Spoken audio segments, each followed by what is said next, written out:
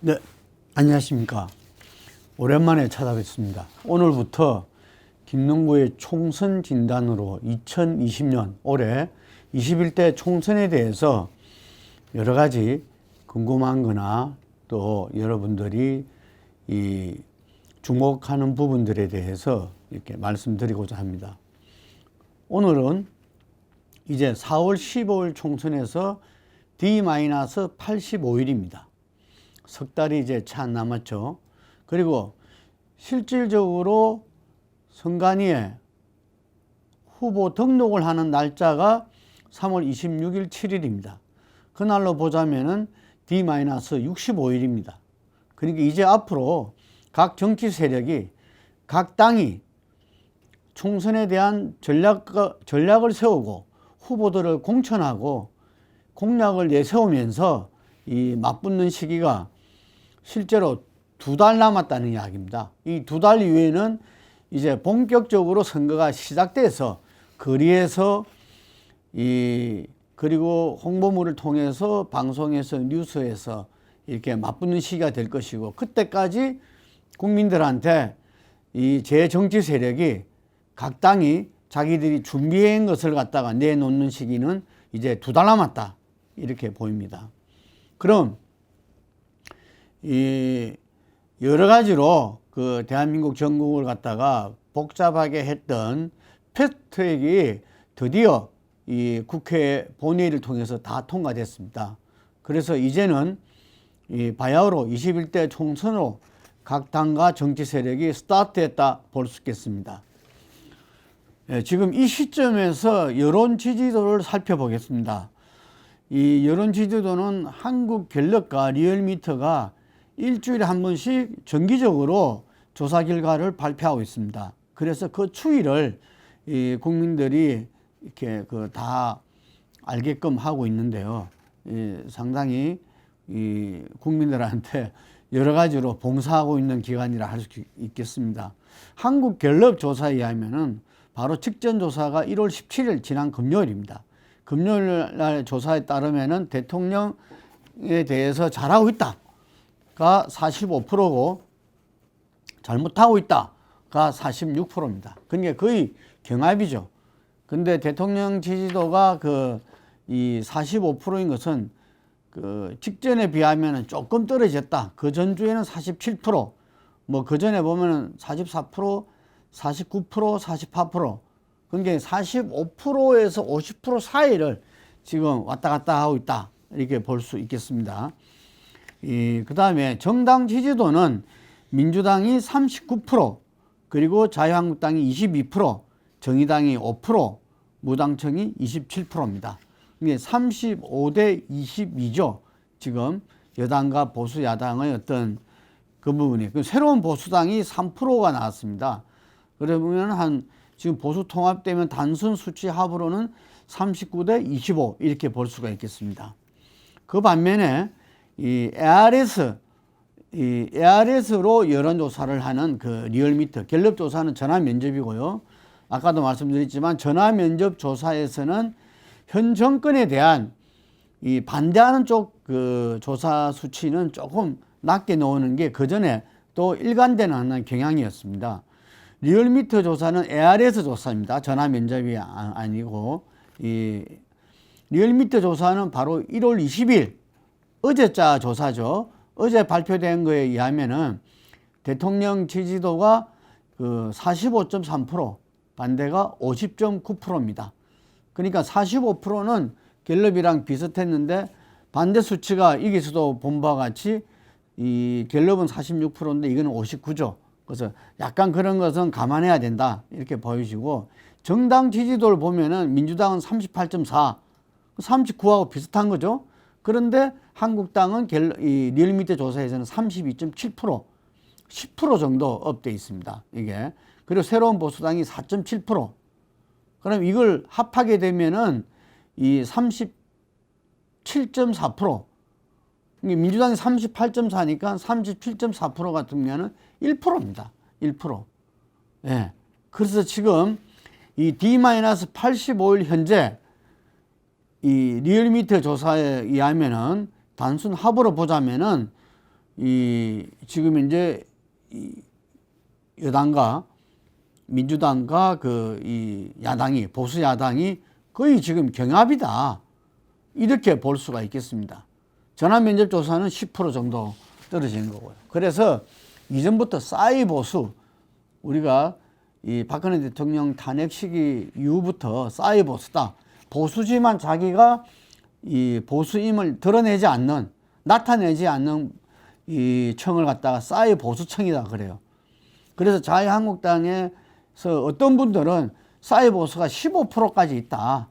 이런 이야기도 하고요. 이게 제가 볼 때는 이 ARS 조사에서는 뭐 거의 그대로 이렇게 나왔고, 전화조사에서 보면은 뭐 많게는 10%, 작게는 한 5, 6%, 요 사이가 이 흔히 말하는 싸이 보수청이 아닐까 싶습니다. 그래서 이 어떤 면에서는 이 리얼미터 조사가 현재의 어떤 이 실상을 갖다가 그대로 하는 데는 더 맞지 않나, 이런 생각도 해봅니다. 하여간에 D-85일 이 시점에서 이전에 20% 이상 차이 났던 여당과 그리고 보수 야당이 거의 비슷하게 됐다. 이 점을 말씀드리고자 합니다. 그러면은 이번 총선은 어떤 의미가 있는가?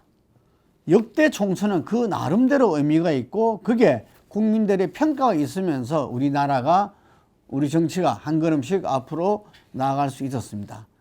저는 이번 우리 21대 총선을 정초선거라고 봅니다. 정초선거란 것은 우리가 발을 이렇게 기초초죠. 이게 그래서 기초를 정립한다. 우리 앞으로의 정치 지형, 정치의 어떤 판의 어떤 질서를 갖다가 세운다. 이런 뜻이죠, 이게. 그래서 정초선거란 것은 그 정초선거의 결과가 그 이후의 어떤 정치 판세를 갖다가 형세를 좌우한다 하는 선거가 된다는 이야기입니다. 우리에게 정초선거는 이전에 보면은 유신이 종말을 가져왔던 79년 11.6이죠. 바로 79년도에 10대 국회의원 선거에서 당시에 이 박정희 유신 세력에 억눌러 왔던 어떤 야당이 오히려 지역구 선거에서 1.2%를 앞서게 됩니다. 그러면서 이 박정희 정권이 무리수를 가져오게 되고, 그게 부마항쟁으로 이렇게 이어지고 결국은 11.6 사태가 났던 거죠. 그리고 85년도에 전두환의 군사 독재의 폭정이 있을 가운데서 그때 민재 야당이다. 지금 2중대 3중대 말이 처음 나왔을 때죠. 그때가. 그랬던 제1야당 민한당을 일시에 선거에서 무너뜨리고, 신민당이 어떤 선명야당으로서 이 108석이 이후에 선거 이후에 제1야당이 무너지고 이 신민당이 하게 됩니다. 그래서 그때 85년도 이 2.12 총선을 또 정초선거다. 이 선거로 인해서 이후에 이 6월 항쟁이 벌어지고, 그리고 87년도에 이 헌법이 개정되면서 새로운 이 대통령 선거와 총선을 가져가게 됩니다. 그리고 저는 88년도 13대 총선도 정초선거였다. 이 선거야말로 상김 지역주의를 갖다가 각인시키고 뿌리를 내리게 하는 선거였다고 봅니다. 지금 올해 정초선거라 할 수 있는 21대 총선은 바로 이와 같은, 지금 현재 우리 정치에서 가장 큰 특징으로 삼는다면은 진영대결입니다. 진영대결. 양쪽이 서로 죽이는 어떤 이 전쟁이죠. 이게 제왕적 대통령제를 같이 이어지면서 대선을 통해서 정권을 잡은 쪽과 뺏긴 쪽, 이 정권 내내 전쟁을 하고 정치를 갖다가 국민을 보고 하지 않고 자기 세력의, 자기 편의, 자기 진영의 어떤 이해관계 속에서 전쟁을 벌이고 있는 그런 양태입니다. 이게 점점 심화돼 가지고 박근혜 정부 때는 말할 것도 없고, 문재인 정부 때도 여러분 잘 알다시피 조국 사태 때 저 광화문 광장의 어떤 국민들과 서초동 검찰 청와의 앞에 있는 그 관중들과 극명하게 서로 대립되는 이 가운데 있습니다. 그래서 이 국민 통합이 아니라 한나라 두 국민으로 쪼개지는 그런 양상을 우리가 다 봐왔고, 그 양상을 오히려 정치권에서 부추기고 있다, 이런 이야기도 하고 있습니다. 그래서 이번 21대 총선이 바로 그런 진영 대결의 어떤 마침표를 찍어야 된다. 우리나라가 어떤 평화와 통일의 새 시대를 열고 세계사에 우뚝 서기 위해서는 21대 총선에서 이러한 진영 대결을 마침표를 찍지 않으면 안 된다. 진영 대결이라는 것은 우리나라에서는 제가 생각할 때는 이 지역주의와 이념의 어떤 이 결합으로 나타나고 있다 봅니다. 이념은 우리나라는 아직도 여전히 분단 국가입니다. 종전 상태고, 바로 이 부분들이 우리한테 이념의 가잉화를 갖다가 시켜왔죠. 어떤 면에서 보면은 지금 민주당도 서구의 어떤 정치 이념적 구분으로 본다면은 보수당에 가깝습니다. 그렇지만 이것을 진보와 보수라는 엄밀한 의미에서 정치학적 용어로는 진보와 보수라고 할 수 없다는 지적들이 많습니다.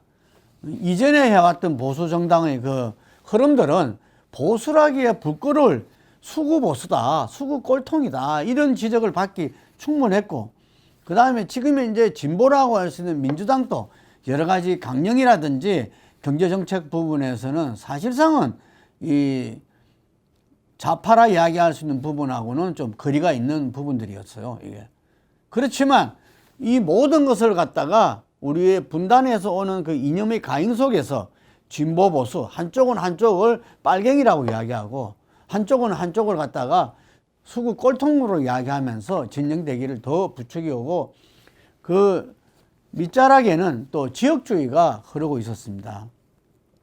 그래서 이 부분을 이번 총선이 이 진영 대결을 마침표를 찍는 끝장내는 그런 선거가 될 가능성이 저는 있다고 봅니다. 그 이유는 첫 번째가 여러 가지로 미흡하지만 연동형 비례대표제, 준연동형 비례대표제가 우리 선거법이 개정된 것입니다.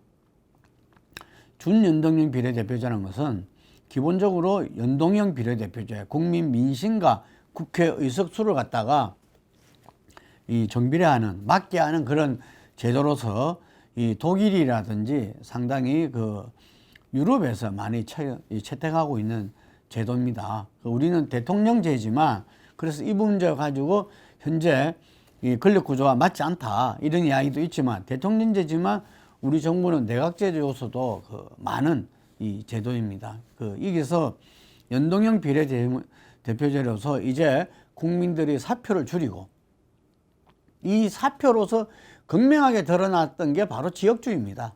예. 단순 대표제, 소선거구제에 의해서 어느 지역에서든지 예를 들면 40% 영남에서 지지를 그 민주당이 받았어도 이 소선거구제에 의해서 그 40%는 다 무시되고, 오로지 이 40%보다 좀 더 받은 일당이 이렇게 석권하는, 그거는 호남 지역도 마찬가지였습니다. 그래서 그런 부분들이 우리나라를 일단 동서로 갈랐던 거죠, 이게. 예. 그래서 각 진영의 가장 기본표를 갖다가 이 영호남이 차지하면서 계속 이 진영 대결을 갖다가 끌고 왔고, 그래서 또 많은 삼지대에 있는 사람들은 지금 민주당과 자유한국당을 이 보수 양당의 어떤 기득권 세력이다, 이렇게 비판하기도 합니다. 오히려 지역주의를 위해서 본인들의 어떤 정치 생명이 재생산되는 그런 모습도 보여왔다는 이야기죠. 이번 총선을 통해서 그러한 이 망국적 지역주의가 어떤 식으로든지 해소돼야 된다, 그리고 해소될 수 있다고 생각합니다. 많은 정치 세력들이 연동형 비례제가 한계는 명확하지만 국민적인 선택이 아마 다를 것이다, 이래 보는 거죠. 이게 하나의 사표가 아니라 이제는 국민들이 지지하는 어떤 정당과 세력을 갖다가 이 투표함에 따라서 그것이 전체적인 어떤 선거 결과를 바꾸게 되지 않을까 생각합니다. 그리고 두 번째는 이번 선거는 말하자면 촛불과 적폐의 어떤 이 2차전이라 할까요? 그 지금 선거 출마의 면면에 보면은 이 문재인 대통령과 이전의 박근혜, 이명박 대통령의 사람들의 대결 양상으로 많이 드러나고 있습니다. 아마 이런 식으로 이 인물 대결 구도가 짜진다면은 이 보수 야당 쪽으로는 제가 볼 때는 필패가 될 수밖에 없을 거라 봅니다. 촛불과 적폐로서 선거 구도가 나아간다면은 당연히 적폐 세력으로 프레임이 짜지는 쪽에서는 선거를 이길 도리가 없는 거죠. 그래서 지금 보수 야당은 이 부분을 넘기 위해서 탄핵의 강을 건너야 된다. 혁신을 해야 된다. 새로운 당을 만들어야 된다. 이런 방향으로 지금 이제 나가고 있다고 봅니다. 제 아무리 혁신에 실패한 자유한국당이라도 이제 선거를 앞두고 바뀌지 않으면 안 된다. 그리고 바뀌려면은 통합과 혁신이 함께 이루어져야 된다. 라는 부분 공감되는 지지하는 유권자들 층에서부터 그리고 지역의 이 주요 당직자로부터 저는 그리고 많은 보수 세력의 어떤 주문으로부터 저는 자유로울 수 없다고 보여지고 그래서 자유한국당과 지금 새로운 보수 등의 보수 통합은 필연적이다. 피해갈 수 없다. 저는 그래 봅니다. 그러니까 이 과정을 통해서 과연 그들이 적폐를 갖다가 극복할 수 있을 것이냐. 지금 이 문재인 정부 위에 보수 야당은 많은 분들이 지적하지만 반대를 위한 반대만 해왔다. 국민들한테 지금 21세기 4차 혁명 시대에 새로운 어떤 미래 비전을 갖다가 제시하고 이 국정을 갖다가 운영하는데 비판 및 견제를 해나가고 국회를 움직인 게 아니고 계속 반대만을 위한 반대를 해왔다.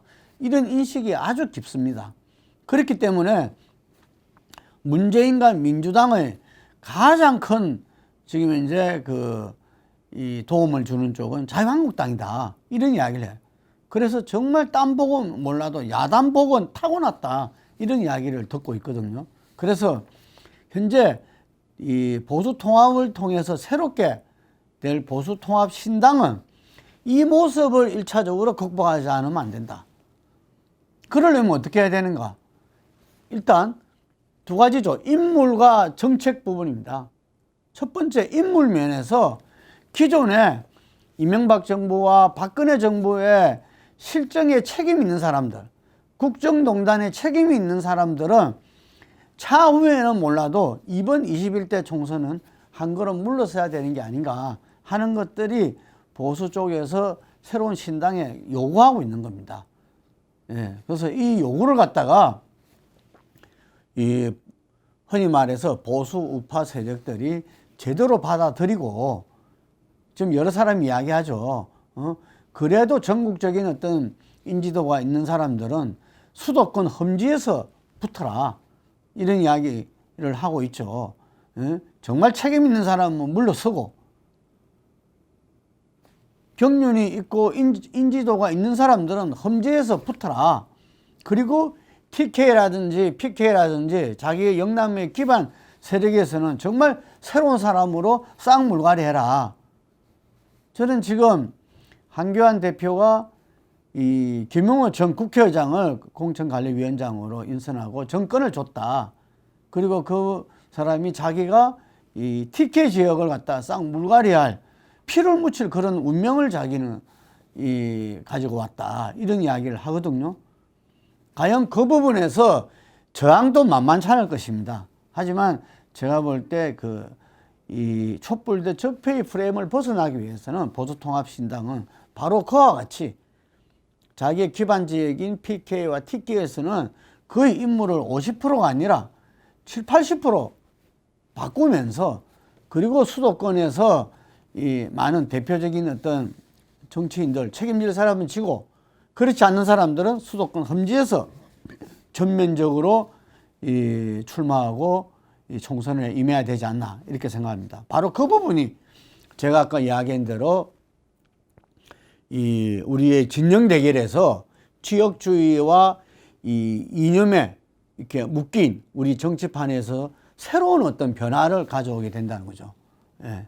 그래서 지금까지 어떤 면에서는 이 지역주의와 어떤 이념의 고리로서 이 정치를 해온 그 보수 세력의 어떤 변화, 이 변화는 이 생존을 위해서는 저는 필수적이다. 예. 이 자기들이 이 변화를 갖다가 여하의 어떤 수용하고 해내느냐에 따라서 적폐 세력을 극복할 수 있느냐 아니냐가 달려있기 보기 때문에 생존 전략으로서 저는 그 과정을 가지 않으면 안 되리라 봅니다.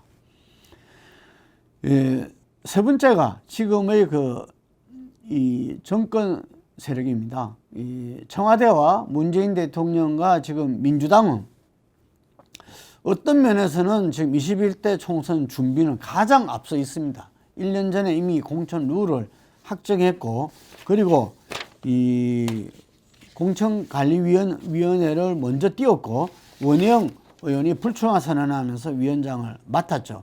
그리고 바로 이 어제부터 후보 공모를 시작했습니다. 28일까지 하고, 이 전략공천 지역을 제외한 지역에는 이 후보 공모를 갖다가 실시했고 30일부터 2월 5일까지 서류 심사를 하고 2월 7일부터 10일까지 면접 심사를 하고 지금 국회의원 평가를 해서 하위 20%는 벌써 개별 통보를 시작했다고 합니다. 상당히 앞서 있죠. 그리고 인재 영입도 지금 10%까지인가요? 예, 그걸 했고 그리고 이 인재 영입에서도 상당히 그 나름대로 민주당에서는 분야별 전문성과 참신성을 중시했다. 좋은 평가를 받고 있죠. 그래서 선거 준비에는 상당히 앞서가 있다. 보여지고 그리고 한때 지지율이 40% 대통령 지지율이 밑으로까지 가고 이런 상황에서는 오히려 지금은 45% 중후반을 갖다가 차지하고 있다. 이런 점에서 상당히 낙관적으로 보는 사람도 많아요. 예. 예. 그래서 지금 한 일주일 전만 하더라도 범여권과 보수 야권이 한 6대4 정도 되지 않을까 이렇게 예상도 하고 했더랬죠. 그런데 지금 그 구도에 조금씩 변화하고 있다. 이 정당 지지율은 보수 통합이 됐을 때는 좀 비슷한 상황까지도 지금 오고 있다. 이런 말씀을 드렸습니다. 그래서 저는 민주당도 상당한 위기의식을 가져야 된다. 우리나라 국민들은 어느 정치 세력이든지 변하지 않는 세력, 탈바꿈하지 않는 세력, 혁신하지 않는 세력에는 항상 철퇴를 가해왔어요. 저는 지금 청와대 문재인 대통령과 민주당이 정말 촛불 정부를 자임할 정도였다면은 정말 촛불이 요구했던 그 가치와 정책을 갖다가 전면화해야 될 것이다. 지금 여러 가지 검찰개혁 입법이라든지 뭐 이번에도 드러났던 그 유치원법을 통해서 이 공정사회를 만들려고 하는 부분들은 충분히 지금 이제 나름대로는 역할을 해왔다고 생각합니다. 그렇지만 지금 이제 지금 2년 반입니까? 협치에 대해서는 국민이 90%가 부정적이다 할 정도로 정말 국회 정치에서는 아주 어렵게 힘들게 해왔죠. 그래서 그 부분들을 이제 다시 국민들의 평가 속에서 지난 탄핵 이후는 그 전인 2016년도 20대 총선에서 만들어 놓은 국회 구성을 가지고서 할 수밖에 없었지만 이제는 새로운 어떤 국회 구성을 가지고서 촛불 정부의 국정을 운영해야 되기 때문에 그렇기 때문에 현재 민주당은 촛불에서 요구했던 게 제가 보면 시대적 과제가 현재의 불평등 사회, 불공정 사회에 대한 어떤 근본적인 개선, 저는 이게 있다 봅니다. 예, 그래서 민주당 정부가 이제 우리 국정 운영에 있어서 제일 큰 과제로서 그 부분을 두고 그걸 구체적으로 어떻게 실현해 낼 것인가, 예, 경제 성장은 어떻게 하고 복지는 어떻게 하고 외교 안보는 어떻게 해나가겠다든지 이런 부분들에서 촘촘하게 발표를 해야 되지 않나. 흔히 말하는 지금 이 청년 문제, 고령화 문제, 저출산 문제, 이 부분도 다 이 맥이 같이 다 있다고 보여집니다. 그리고 그런 부분들을 정말 전문성 있게 새롭게 해나갈 인물들로 이 민주당도 탈바꿈해야 된다고 봅니다. 이 전부 다 프로테이직이 수치가 중요한 것이 아니라 정말 그 당은 그 당의 가치와 이 목표를 위해서 그게 걸맞는 후보들로 국민들한테 내놓고 또 다른 당은 다른 당대로 자기들의 가치와 비전을 내놓고 그걸 할 수 있는 사람으로 해야 된다. 바로 그 부분이 이제 2달 남았습니다. 2달 남았는데 결국은 이 지금까지 갈래로 보면은 저는 이 한 달 후쯤이면은 다시 말해서 2월 말이면은 그 성부는 이미 결판 난다. 많은 사람들이 3, 4개월 전에 여론조사로서 이 예측한 거는 많이 뒤바뀌었다. 실제 총선 결과는. 그거는 맞습니다. 하지만 이 후보 등록을 앞두고 이게 2월 말 3월 초에 정립된 구도에서 국민 지지도는 거의 바뀌지 않았습니다.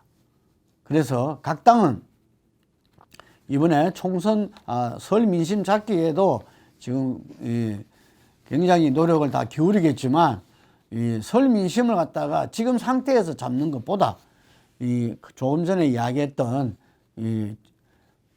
지금 민주당은 촛불 정신의 촛불의 가치의 실현화, 국정에서의 그 실현을 두고 이 비전과 정책 그리고 임무를 짜야 될 것이고, 지금 야당은 보수통합신당으로서 적폐에서 벗어나서 보수의 새로운 가치와 이 비전을 내놓고 그게 걸맞는 인물들로 누가 그걸 해내느냐 부분들이 국민들이 부릅뜨고 쳐다보리라 봅니다. 그리고 지난 촛불을 통해서 우리 국민들은 온 국민이 저는 엄청난 정치 교육을 받았다고 생각합니다.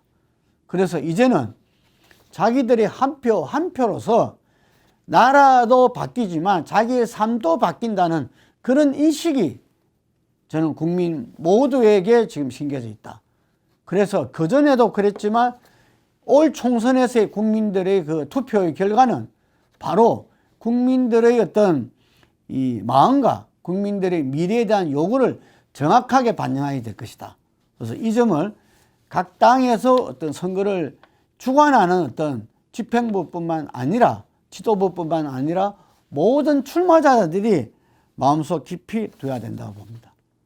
네, 마지막으로 제가 아까 총선 예측이 판세가 지금은 보수 야당보다는 이렇게 이제 민주당 그 여건이 더 우위에 있다 이렇게 이야기를 했는데, 현재 여건 속에서 본다면은 큰 틀에서는 6대4의 모습이 드러납니다.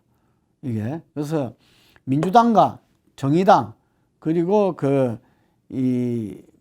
민주평화당과 대한신당까지도 포괄한 부분들이 한 합해서 예를 들면 한 180석 정도로 갔다가 뭐 지금 한 175 이렇게 나오는데 그렇게 하게 되고, 그 다음에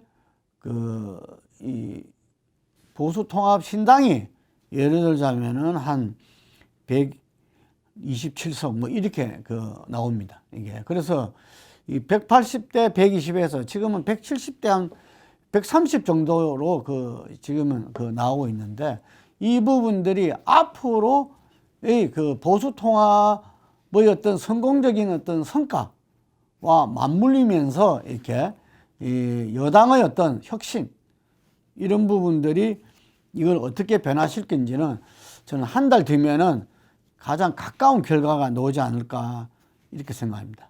오늘은 여기까지 하겠습니다.